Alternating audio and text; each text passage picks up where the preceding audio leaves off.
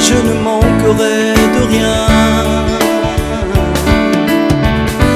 Emmène-moi à la terre promise, où coule le lait, le miel.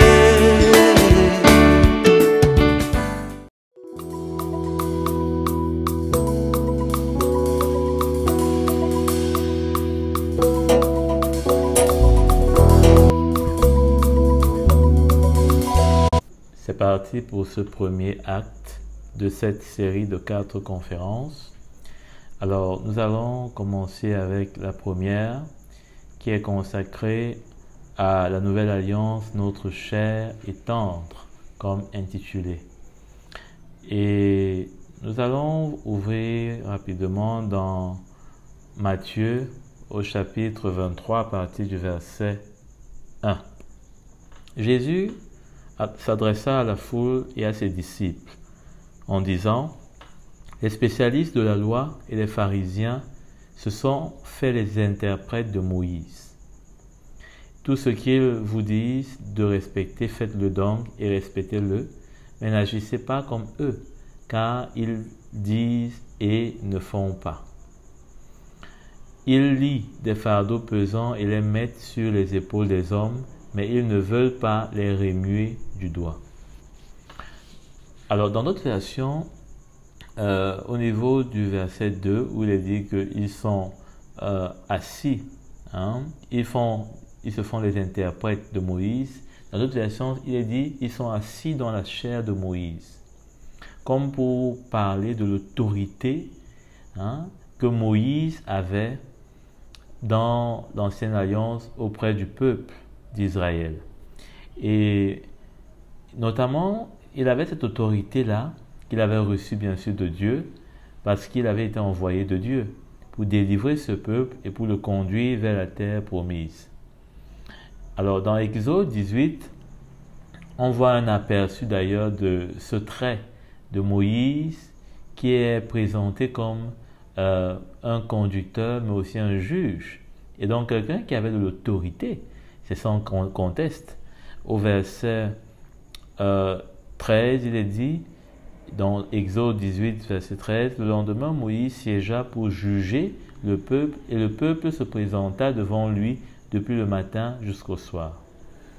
Alors, voilà comment est-ce que Jésus décrit les pharisiens, et il ajoute que, eh bien, ils disent des choses, ils demandent de respecter des choses en lien avec la loi, mais eux-mêmes ne les respectent pas. Mais bien que Jésus dise qu'il faut qu'on fasse ce qu'ils disent, c'est-à-dire en lien avec la loi, parce qu'ils reconnaissaient que la loi était bonne, mais il leur dit de ne pas faire ce que eux ils font, parce que eux, ils passaient à côté de la loi. Ils ne faisaient pas ce que la loi disait, au contraire même, tout ce qu'ils recherchaient, c'était leur propre gloire. Puisqu'il dit à partir du verset 6, ils aiment occuper la meilleure place dans les festins et les sièges d'honneur, et les sièges d'honneur dans les synagogues. Ils aiment être salués sur les places publiques et être appelés par les hommes maîtres. Alors voilà le premier constat que Jésus va donc faire à leur sujet. Et ici déjà c'est pour nous entraîner dans le premier aspect. Comme vous l'avez sûrement vu, il s'agit de parler de cette nouvelle alliance comme une alliance sans levain. Parce qu'au final, ce que Jésus dit se révèle être du levain que les pharisiens finalement introduisaient. Ils introduisaient ce que effectivement on appelle le levain, ce que la parole de Dieu montre comme le levain. Or, dans la nouvelle alliance que Jésus lui a inaugurée, le levain n'a pas de place. C'est pourquoi nous devons être non seulement sans levain, mais la nouvelle alliance dans laquelle nous sommes est sans levain. Allons dans Lévitique au chapitre 2 à partir du verset 12 pour voir comment est-ce que dans l'Ancienne Alliance, ce levain-là était proscrit. Aucune des offrandes que vous présenterez à l'Éternel ne se fera avec du levain. Aucune. En effet, vous ne boulerez rien qui contienne du levain. Donc, rien ne devait contenir de levain, parce que le levain, a priori, quand on lit, le Seigneur n'en voulait pas. Dans Exode, au verset 7 du chapitre 13, allons voir, Exode 13, verset 7, il est aussi dit, « On mangera des pains sans levain pendant les 7 jours. On ne verra pas chez toi de pain levé ni de levain sur tout ton territoire. » Donc, c'était une proscription, c'était proscrit de ne pas avoir de levain, ni dans le pain, ni sur tout le territoire. C'est-à-dire que ni d'une manière qui, peut-être on pourrait dire, n'était pas utilisée. Le levain qui n'était pas utilisé ne devait même pas être aperçu. Encore moins l'utiliser dans la cuisine. Avoir quelque chose qui soit mélangé avec.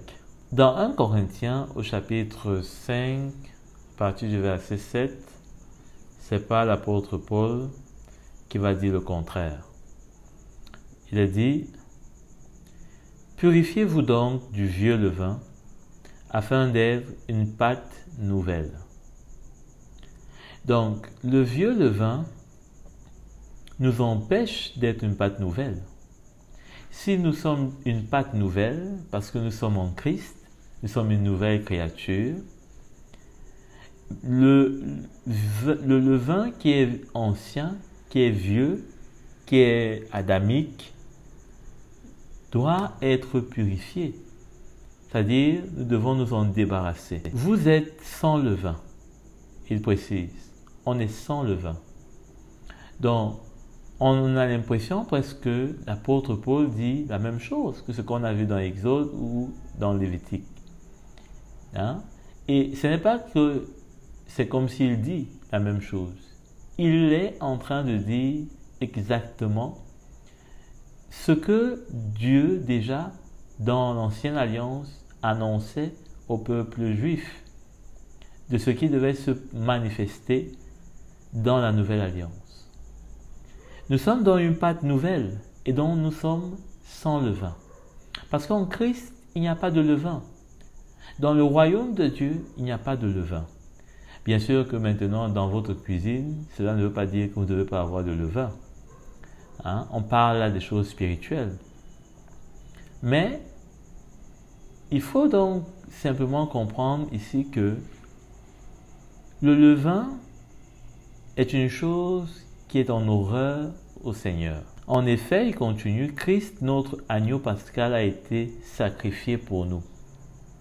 Célébrons donc la fête, non avec du vieux levain, le levain du mal. Donc finalement, le levain, c'est le mal, et il ajoute « et la méchanceté ». Donc le levain a un caractère du mal, de la méchanceté,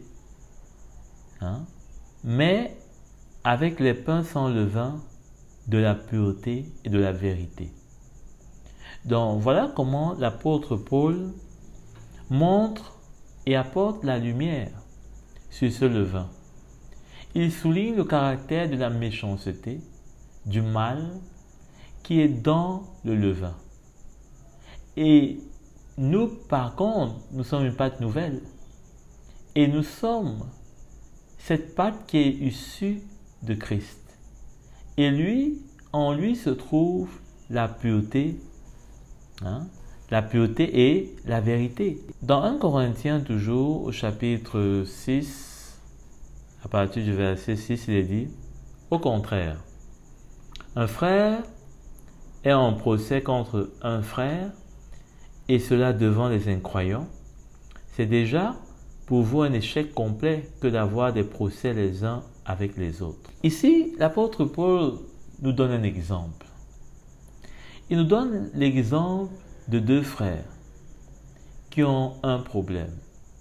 Ce qui n'est pas vraiment un problème, si je peux me permettre, parce que les problèmes, ça peut arriver. Mais déjà, l'apôtre Paul dit que ça, c'est quand même honteux. Hein? C'est quand même honteux. C'est pourquoi il dit que déjà, un frère contre un frère, et cela devant les incroyants, c'est déjà pour vous un échec complet que d'avoir des procès les uns avec les autres. Il parle d'un échec complet. Bon, je ne sais pas si c'est lui second qui a exagéré, mais il est clair qu'en Christ, les membres ne s'opposent pas. Les membres ne s'opposent pas. Votre doigt ne peut pas s'opposer à votre main. Votre main ne peut pas s'opposer à votre bras. Donc, les membres ne s'opposent pas. Sinon, c'est un échec. Et puisqu'il s'agit du corps, c'est complet. Ça entraîne un échec complet. Ça met du désordre. Alors, il dit, pourquoi ne supportez-vous pas plutôt une injustice? Pourquoi ne vous laissez pas plutôt dépouiller? Mais c'est vous, au contraire, qui commettez l'injustice et qui dépouillez les autres. Et c'est envers des frères et des sœurs que vous agissez ainsi. Donc l'apôtre Paul montre là un cas dans l'église de Corinthe. Et ici, il s'agit même des frères qui se font du mal et parce qu'il parle de dépouiller les uns les autres. Peut-être que l'un amène l'autre devant des incroyants, c'est-à-dire les tribunaux des païens, et peut-être qu'il demande même à avoir des indemnités. Eh bien, voilà déjà une façon de dépouiller son frère. Peut-être qu'il a accusé son frère et son frère a été mis en prison et maintenant il demande, peut-être pour que son frère soit libéré, quelque chose en contrepartie. Donc, il dit, pourquoi ne pas plutôt accepter d'être dépouillé soi-même? Voilà un exemple de la méchanceté, parce que si cela est fait envers des frères, à plus forte raison envers des païens, ce serait quoi? Ce serait pire. Une illustration que l'apôtre Paul nous donne de ce que ce levain peut produire, de ce que ce levain peut entraîner si on ne se débarrasse pas de lui. C'est dans un levain qui s'attache à nous, qui veut se coller à nous, qui veut vivre avec nous et qui va finalement laisser et donner des fruits dans nos vies qui ne seront pas agréables. Allons dans Galates au chapitre 5 à partir du verset 15. Mais si vous vous mordez et vous dévorez les uns les autres, attention, vous finirez par vous détruire les uns les autres. Le levain donc ne va pas simplement nous amener à porter des fruits de la méchanceté, à porter des fruits du mal, mais le levain va nous amener à nous détruire. Parce qu'on va se mordre, on va réagir dans la chair. Le levain est le symbole et la marque de la chair dans l'homme, et plus spécifiquement du chrétien. Parce que pour les incroyants, pour les païens, c'est une vie normale. Mais ici, l'apôtre Paul est en train de parler à des hommes qui étaient convertis par la foi, que ce soit les Corinthiens, que ce soit les Galates. Donc les Galates, eux, ils en étaient arrivés au point où ils commençaient à se mordre. Il y avait des risques qu'ils se mordent les uns les autres. Parce que cette liberté, la liberté que l'apôtre Paul les avait prêchée, finalement, puisque au verset 13, il est dit, frères et sœurs, C'est la liberté que vous avez été appelés. Seulement, ne faites pas de cette liberté un prétexte pour vivre selon les désirs de votre propre nature, donc de la chair. Donc, quand le levain ne va pas disparaître en nous, il va nous amener à faire le désir de la chair. Il va nous amener à faire le mal. Et quand cela va se produire, quand il va amorcer nos désirs,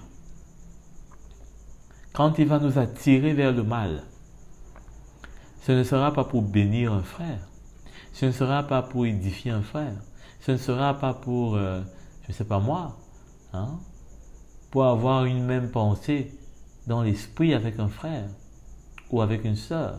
Ce sera pour se mordre. Ce sera pour détruire l'autre.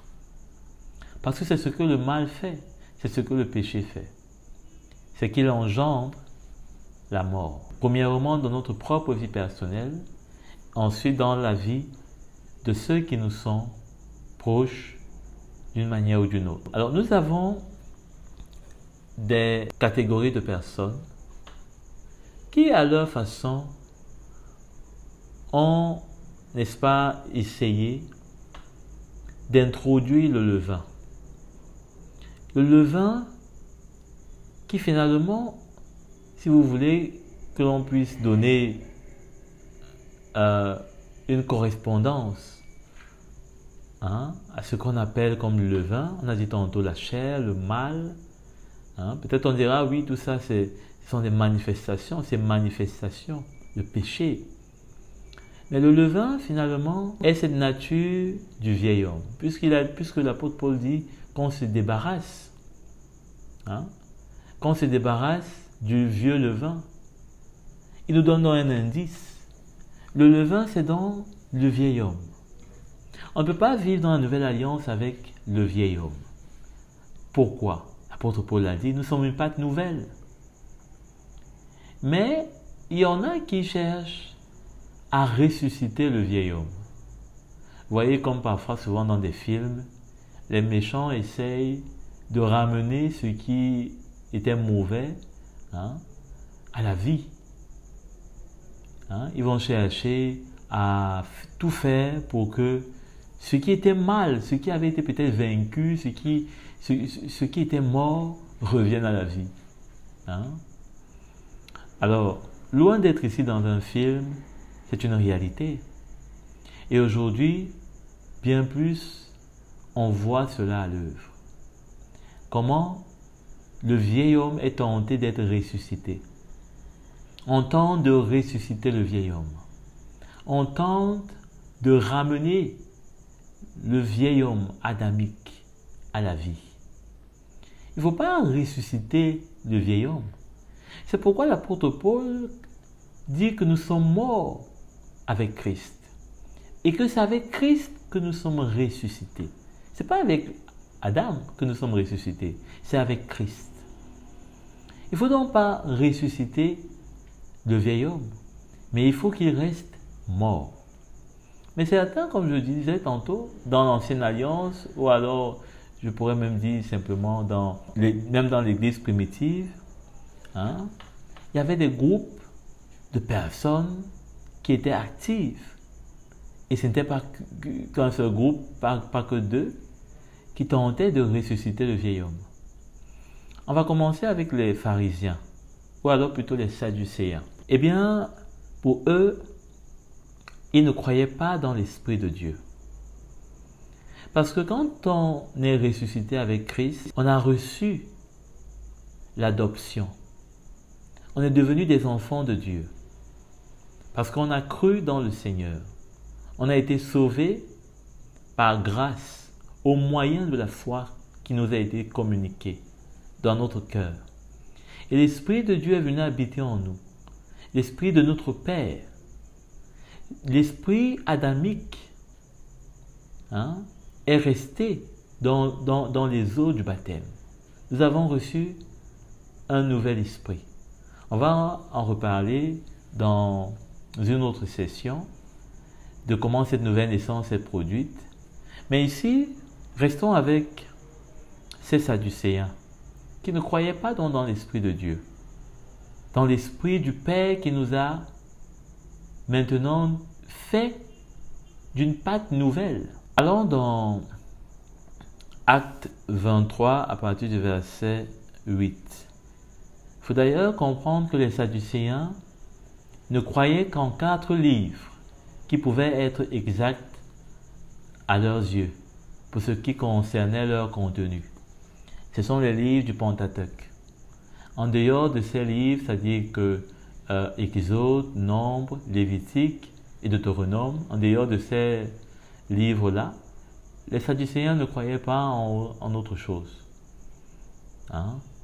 Donc dans Acte 23, à partir du verset 8, il est dit: en effet, les Sadducéens disent qu'il n'y a ni résurrection, ni ange, ni esprit, ni esprit, tandis que les pharisiens affirment le contraire.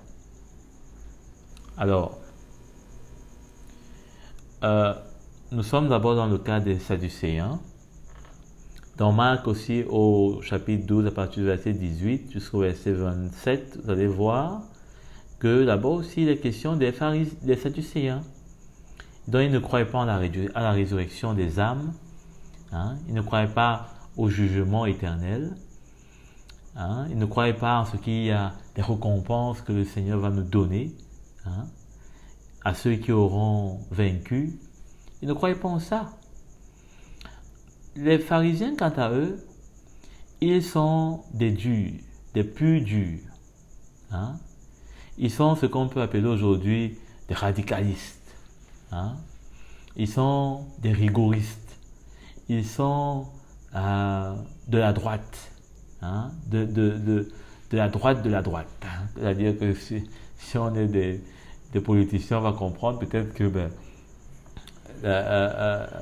la droite de la droite, c'est-à-dire que le côté dur, ceux qui sont intransigeants.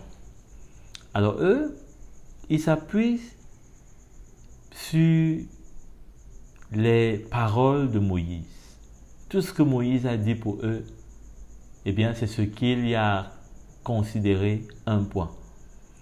Dans Matthieu, au chapitre 23, 2, que nous avons vu, cette chair de Moïse, cette autorité de Moïse, pour eux, c'est tout ce qu'il y a à savoir. Moïse a dit, comme ça, comme si, et on s'en tient. Eux, par contre, ils croient dans les anges, dans les démons. Dans Acte, toujours 23, on a vu ça. Il est dit, tandis que les pharisiens affirment le contraire. Donc eux, ils affirment le contraire. Ce qui est la résurrection, ils croient bien en la résurrection, dans l'existence des anges, de l'Esprit de Dieu. Ils croient. Donc ils sont un peu le contraire des Sadducéens. C'était un peu 2 clans qui s'opposaient dans le Sanhédrin, c'est-à-dire que l'autorité suprême en matière de la connaissance et du jugement selon la loi. Les Hérodiens aussi, on peut en parler, c'est un groupe partisan de Hérode, ça vient de Hérode. Vous connaissez bien Hérode qui a essayé de commettre un assassinat sur Jésus. Pour lui, effectivement, il s'agissait d'entraîner le peuple à prendre place avec des gens de la nation. Donc, tant que son pouvoir n'était pas dérangé, il n'y avait pas de problème.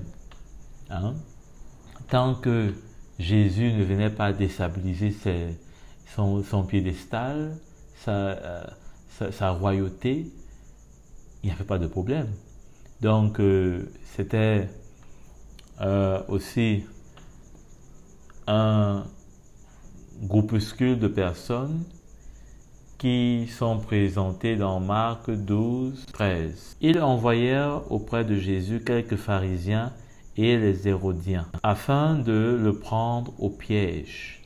Et de ses propres paroles, Ils vinrent et lui dirent, Maître, nous savons que tes paroles sont vraies et que tu ne te laisses influencer par personne, car tu ne regardes pas l'apparence des gens et tu enseignes le chemin de Dieu en toute vérité. Hein?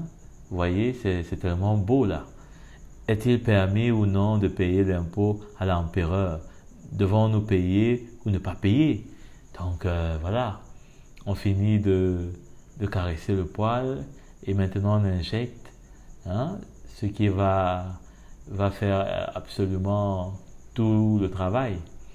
Alors, on connaît la réponse de Jésus. Donc c'était un groupe aussi qui était vraiment hostile à Jésus. Allons dans un autre cas, celui des Nicolaïtes.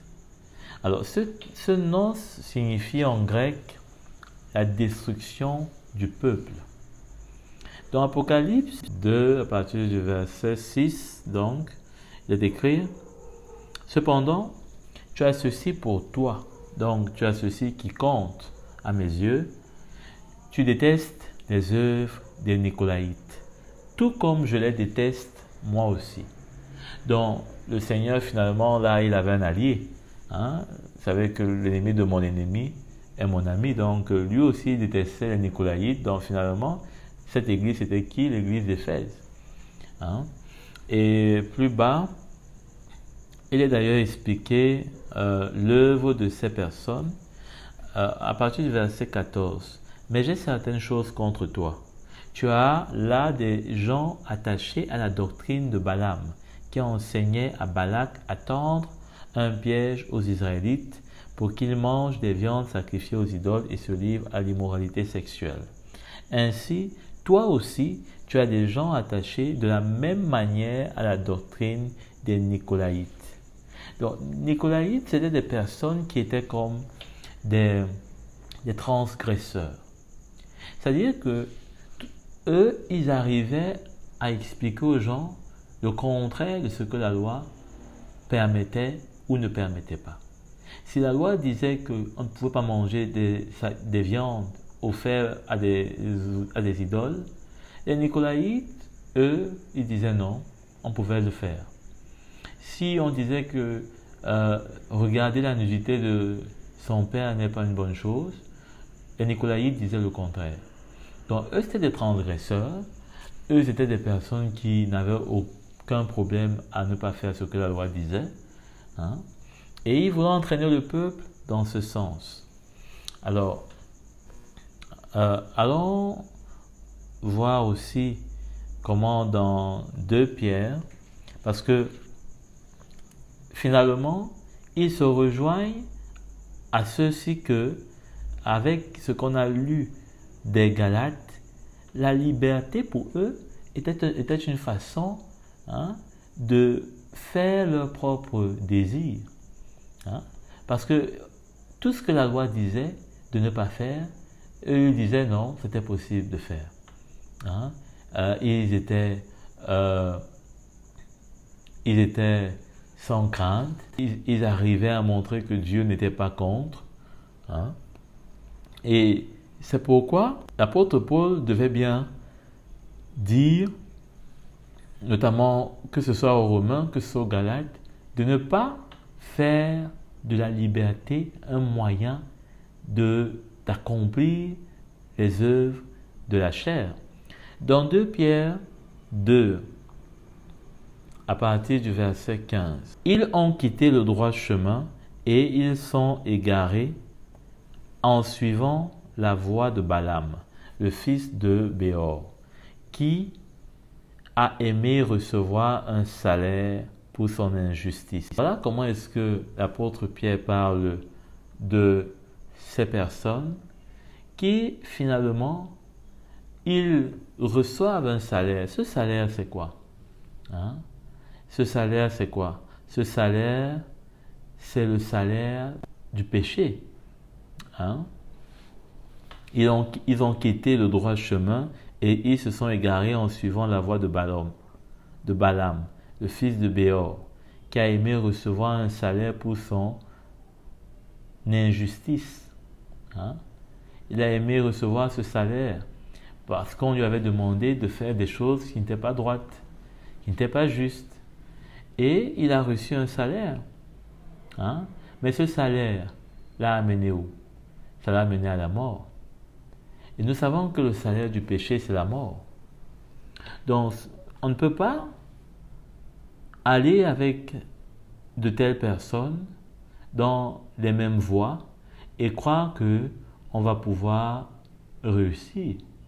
Aujourd'hui, par exemple, on entend des personnes qui disent comment est-ce qu'il ne faut plus se repentir, Jésus a tout accompli, nos péchés présents, passés et futurs y compris, et donc aujourd'hui si on pêche, hein, moi j'ai déjà entendu ça, hein, face à face, hein, et donc si on pêche aujourd'hui, ce n'est plus nous, hein, c'est notre vieil homme.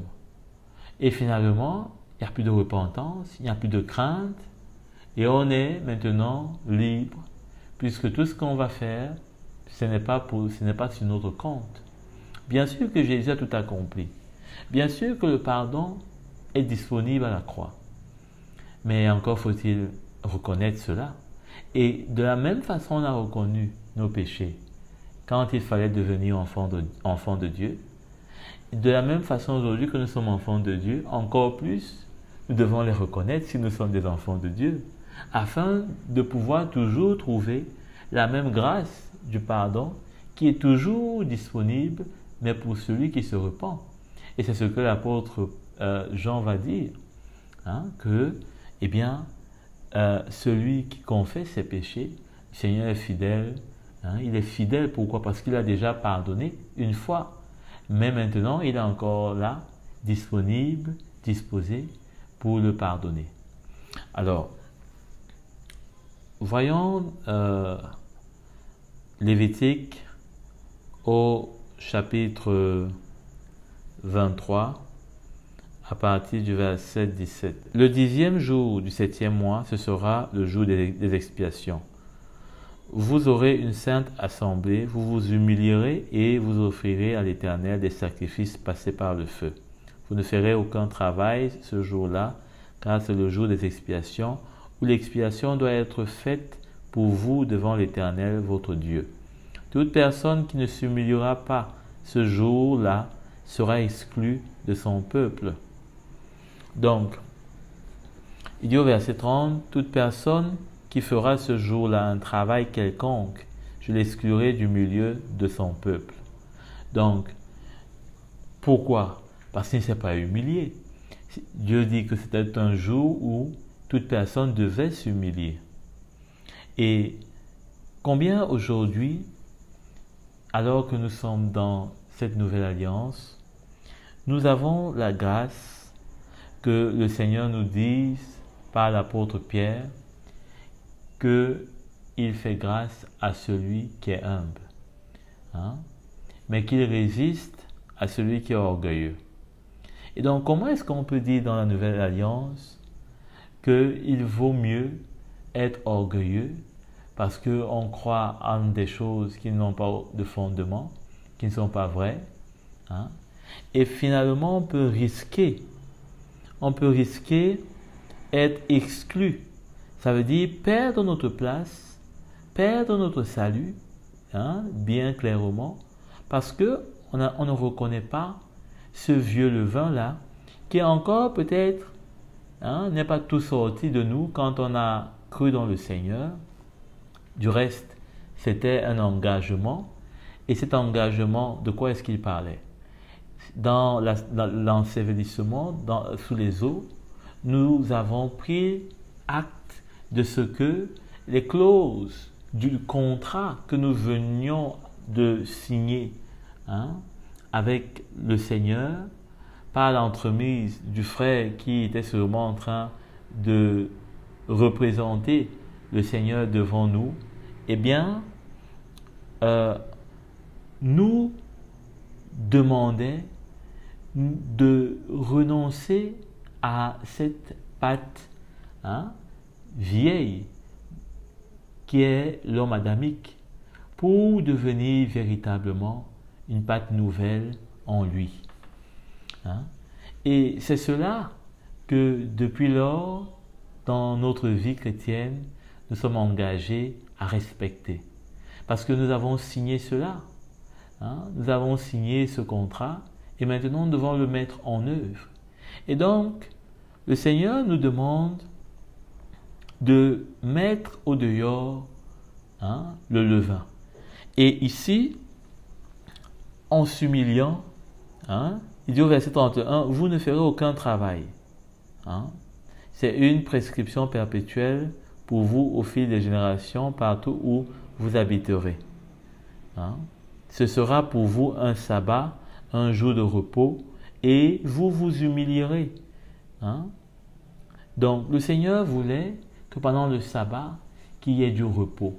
Mais ce repos, ça devait être donné à celui qui devait reconnaître et accepter de s'humilier. Il dit, vous vous humilierez, parce que sans cela, on ne peut pas obtenir les bienfaits de ce qu'il a accompli à la croix. Parce qu'il résiste à l'homme qui est orgueilleux, mais il fait grâce à l'homme qui s'humilie. C'est pourquoi, l'apôtre Pierre le dit, il fait grâce à celui qui s'humilie. Allons aussi considérer ce qu'on peut appeler comme, en tout cas moi je l'ai appelé, le levain routinier ou alors le levain bio. Vous savez, aujourd'hui la grande tendance avec le bio. Tout est bio, comme si c'est maintenant qu'on se réveillait et qu'on comprenait que le bio a toujours été ce qui est bon, ce qui est meilleur. Alors, le bio aujourd'hui qui peut être du levain dans notre vie, ça peut être quoi? C'est ce que tantôt j'ai dit, le levain routinier. C'est la routine. C'est lorsque nous sommes déjà habitués à un style de vie. Nous ne nous laissons plus confronter par le Seigneur. Pour que ce levain soit confronté plus particulièrement, pour qu'il soit bougé, pour qu'il soit mis à nu, parce que ce levain se cache en nous d'une manière ou d'une autre. Ça peut être de la fausse humilité, ça peut être de la fausse générosité, etc. Mais quand le Seigneur vient avec l'évangile et que par son esprit, on accepte qu'il bouge, qu'il nous secoue, eh bien on pourra voir ce levain dans notre vie et on pourra le mettre dehors. Alors, dans Matthieu 15, au verset 1, alors des pharisiens et des spécialistes de la loi vinrent de Jérusalem trouver Jésus et dire, « Pourquoi tes disciples transgressent-ils la loi des pharisiens? En effet, ils ne se lavent pas les mains quand ils prennent leur repas. » Donc voilà une routine pour eux. Ils étaient habitués, ils savaient que non, quand on mange, il faut se laver les mains. Il leur répondit, « Et vous, pourquoi transgressez-vous le commandement de Dieu au profit de votre tradition? En effet, Dieu a dit, honore ton père et ta mère, et celui qui maudira son père ou sa mère sera puni de mort. Mais d'après vous, celui qui dira à son père ou à sa mère, ce dont j'aurais pu t'assister est une offrande à Dieu, n'est pas tenu d'honorer son père ou sa mère. Vous annulez ainsi la parole de Dieu au profit de votre tradition. » Donc vous voyez que finalement, on pouvait prendre la loi et maintenant commencer à la vivre comme une tradition et passer à côté de l'œuvre et de la gloire que Dieu voulait, n'est-ce pas, en retirer, de la justice qui devait se manifester. Parce que quand il leur dit, il leur oppose deux lois, deux ordonnances, plus principalement, d'honorer son père et sa mère, et de celui qui maudira son père ou sa mère. Alors celui qui maudira son père ou sa mère, c'est par exemple celui qui refuse de prendre soin de son père ou de sa mère. C'est pourquoi il dit plus bas, ce dont j'aurais pu t'assister. Hein? Donc c'était une façon en fait de délaisser ses parents, ses proches. Alors, c'est pourquoi d'ailleurs l'apôtre Paul dit que celui qui néglige sa famille est pire qu'un incroyant. Hein? Donc, chacun devait et était appelé à être responsable et à prendre soin des siens. Hein? Et bien sûr qu'en cela, c'est aussi l'accomplissement même de toute la loi, l'amour.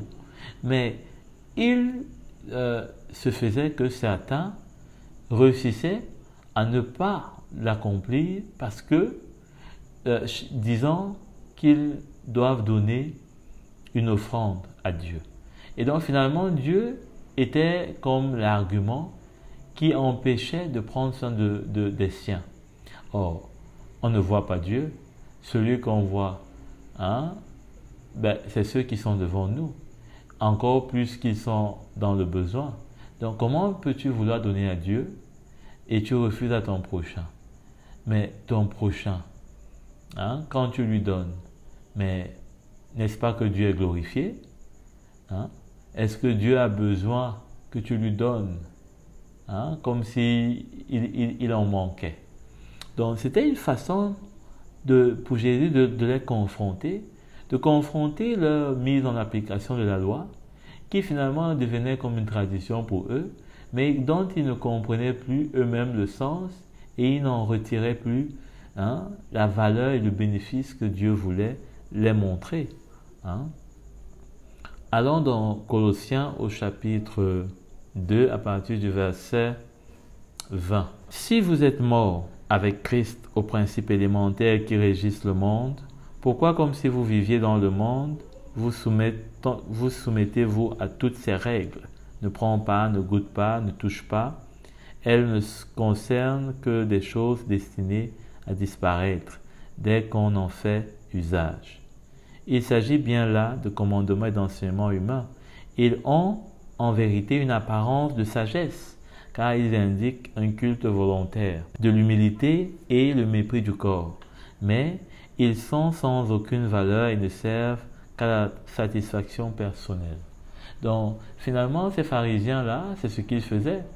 À travers leur mise en application de la loi, pour eux, c'était une satisfaction personnelle qu'ils en retiraient et cela avait une apparence d'humilité. Mais Jésus confronte cela parce que finalement, il ne faisait pas la volonté de Dieu. Parce que s'il le faisait, c'est que Jésus ne devait pas les reprendre. Mais ils étaient passés à côté parce que finalement, en mettant en pratique la loi, ils l'ont fait avec du levain. Ils ne l'ont pas fait en étant cette pâte nouvelle. Parce que si on veut mettre en pratique la parole de Dieu, si on veut mettre en pratique la volonté du Seigneur, eh bien on doit être cette pâte nouvelle. Parce que la pâte du vieil homme, la pâte avec du levain, va toujours s'opposer. L'apôtre Paul nous dit bien que la chair s'oppose au désir de l'esprit. Donc si les deux s'opposent, comment peut-on penser à un seul moment pouvoir faire la volonté de Dieu avec cette pâte qui a vieilli? On ne peut pas. Donc on a besoin que le levain puisse disparaître du milieu de nous pour qu'on puisse accomplir le commandement de Dieu, qu'on puisse manifester la justice de Dieu et pas notre propre commandement, ni nos propres traditions, ni nos propres désirs. Amen.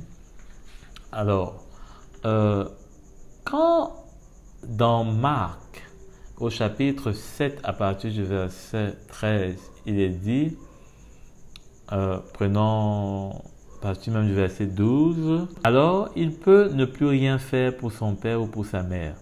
Vous annulez ainsi la parole de Dieu par la tradition que vous avez établie et vous faites beaucoup d'autres choses semblables. » Donc Jésus dit quoi ici? Jésus va dire que non seulement vous faites ça, voilà une erreur, mais vous faites beaucoup d'autres choses pareillement. Donc vous n'avez pas seulement un seul problème, mais vous avez plusieurs problèmes comme cela. Et l'origine, c'était quoi? C'était qu'ils étaient remplis de ce levain, hein, et ils ne pouvaient pas comprendre, ils passaient à côté du cœur du Seigneur. Donc le levain nous fait passer à côté du cœur du Seigneur. Hein? Le vieil homme, une fois de plus, a besoin de rester dans la tombe. Lui, il n'a pas besoin de ressusciter. Sa résurrection est une mauvaise nouvelle pour nous. Hein? Mais lorsqu'il est sans cesse confirmé mort dans notre vie, eh bien cela est merveilleux.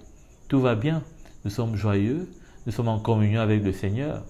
Alors, cette tradition dont Jésus parle, hein, en grec, cela signifie paradosis.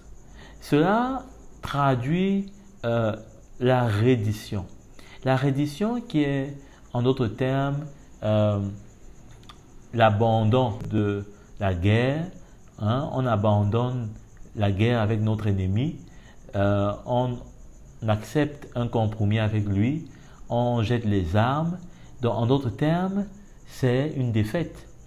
Hein? C'est ça la reddition. On accepte de reconnaître notre échec, notre défaite. Alors, curieusement, le légalisme de ces pharisiens, c'est-à-dire que la préférence de rester avec les lois, les ordonnances, qu'ils n'arrivaient pourtant pas à mettre en pratique. L'apôtre Pierre le dit, ni eux, ni leur père n'ont pu mettre en pratique la loi, toute la loi en l'occurrence. Et donc, cette tradition, hein, qu'il y avait dans les pharisiens de devoir à chaque fois préférer de mettre en pratique les lois telles que reçues par Moïse, et de passer à côté du cœur du Seigneur est un danger que l'apôtre Paul signifie aux Galates. Quand il leur dit, à partir du chapitre 5, que celui qui recherche la justice par la loi, eh bien, est déchu de la grâce. Hein? Celui qui recherche la justice à travers les œuvres de la loi, hein, les ordonnances en l'occurrence, dans leurs prescriptions, hein, eh bien, sont déchus de la grâce. Hein, est déchu de la grâce. Pourquoi? Eh bien, parce que c'est simple. C'est simple. Jésus l'a dit. Ils préféraient mettre en œuvre leur tradition plutôt que de faire la volonté de Dieu. Hein? Plutôt que de faire la volonté de Dieu. Hein? C'est ce qu'il dit à partir du verset 9. Nous sommes dans Marc 7, verset 9. Vous rejetez très bien le commandement de Dieu pour garder votre tradition. Mais quand on lit, on se demande, mais leur tradition, n'était-ce pas les lois de Moïse, les lois que Dieu avait données? Hein? Bien sûr que Dieu avait donné des lois et des ordonnances au peuple juif. Malheureusement, étant une pâte qui était vieille, il ne pouvait pas mettre en œuvre la justice que Dieu attendait. Hein? Et c'est cela que Jésus vient donc leur offrir comme, n'est-ce pas, alternative. Mais ils ont refusé cela. Et gloire à Dieu qu'en faisant cela, la porte a été ouverte pour nous. Parce que nous avons accepté, et cette fois-ci, à travers la foi, de mettre en œuvre la justice de Dieu. Amen. Allons à présent dans certaines notions pour terminer. Et nous allons voir, notamment, parlons du culte. Parce que la tradition est souvent en lien avec le culte. Hein? C'est-à-dire que des choses qu'on fait ou qu'on ne fait pas. Le culte, hein, en grec, parle de latreia. Alors, ça regroupe ce qui est fait, hein, pour Dieu en adoration. Hein? Ce qui est fait pour Dieu en adoration. Et là, le sens est moins physique. C'est-à-dire que ce n'est pas forcément des choses physiques, visibles, qu'on va voir. Hein? À la différence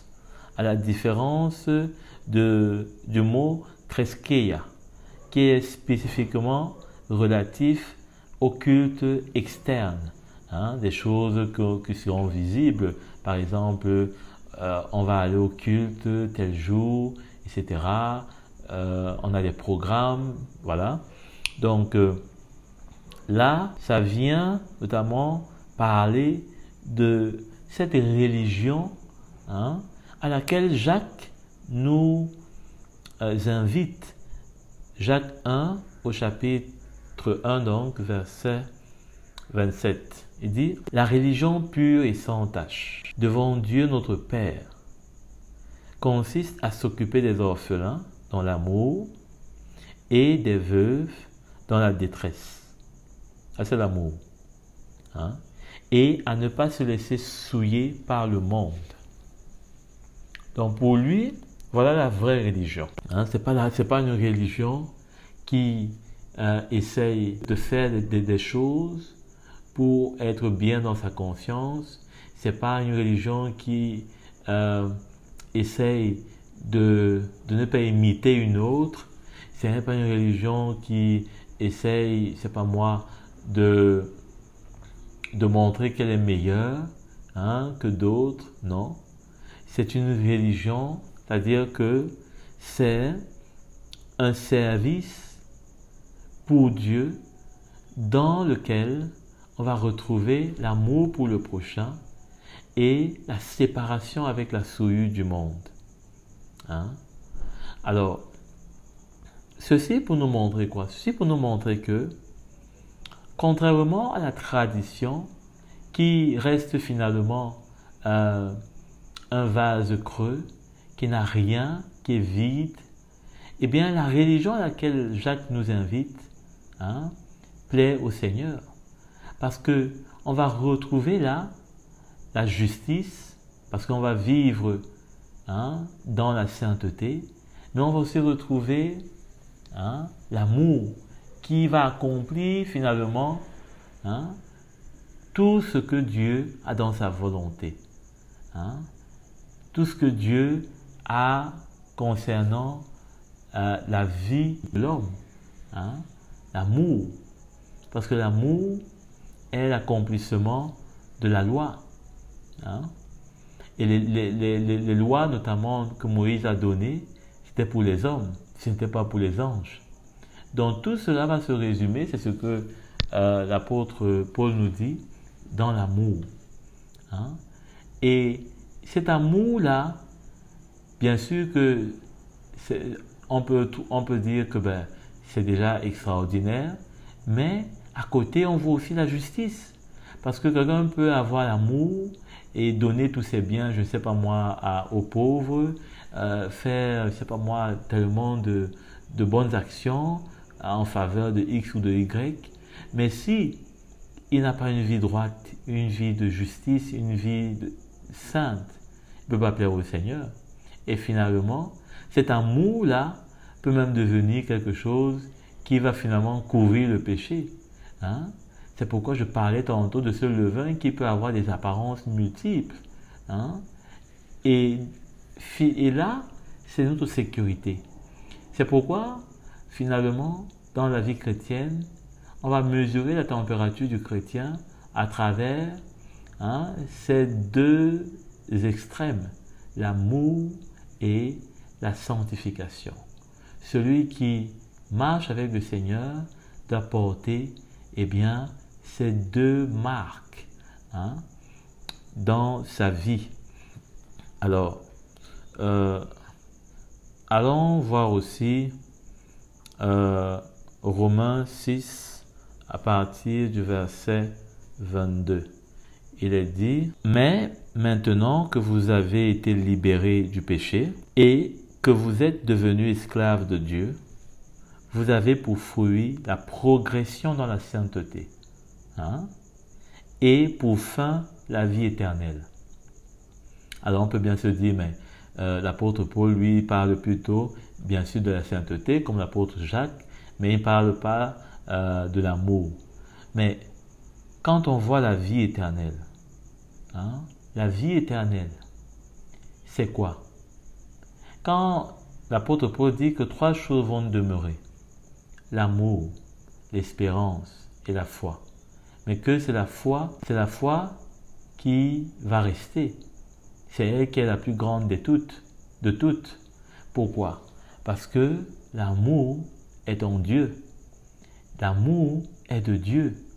Et dans Dieu, il ne finit pas. C'est pourquoi cette vie éternelle dont l'apôtre Paul parle peut être assimilée aussi à l'amour. Parce que bien sûr, l'amour du Seigneur qu'il met dans notre cœur, c'est pas pour que nous puissions vivre simplement sur la terre. Parce que son amour n'est pas un amour comme celui que l'on connaît dans le monde. C'est un amour qui est purifié. C'est un amour qui est façonné par Dieu et qui porte des fruits pour Dieu. Et cela, pour l'éternité. Donc, ces 2 hommes étaient parfaitement synchronisés. En tant que Pâques nouvelle, nous avons maintenant apporté, si nous voulons utiliser le même langage que celui de la pâtisserie, à défaut de cette pâte nouvelle qui va amener en nous, qui va produire en nous une élévation du péché, acceptons plutôt de pouvoir progresser, de pouvoir grandir de plus en plus avec la sainteté et l'amour par le Saint-Esprit, une meilleure texture, une meilleure consistance, un meilleur aspect. Ça, c'est pour rester dans le côté pâtisserie. Et on se souvient de comment Daniel et ses compagnons, du reste, ont été lorsque,